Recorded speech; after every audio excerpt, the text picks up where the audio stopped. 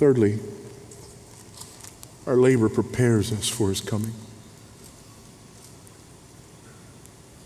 Prepares us for his coming. We heard earlier today,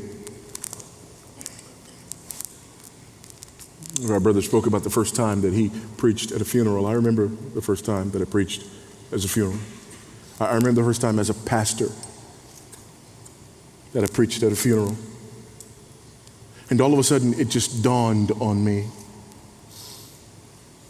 A pastor is not just an administrator. The pastor is not just a hand holder. A pastor is not just a preacher. A pastor is not just a counselor. A pastor is not just all of these things that we do. But I stood there, and for the first time, I had shepherded someone to the grave. And I realized that's what we do.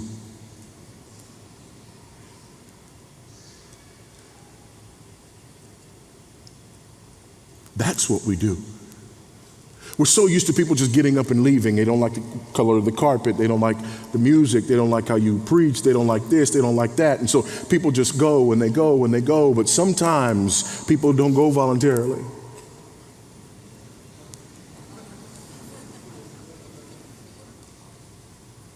Sometimes God takes them.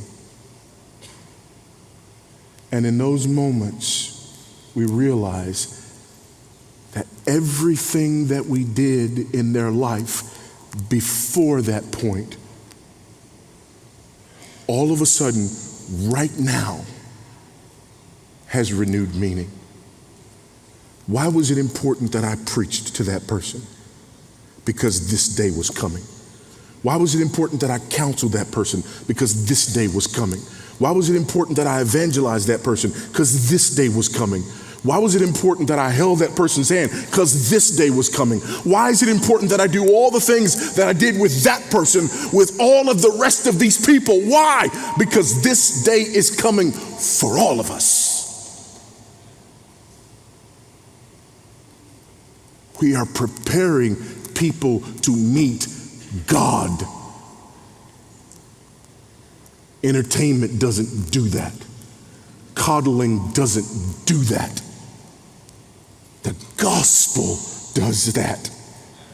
And when we grasp that, it changes the magnitude and the gravitas of the ministry that we have.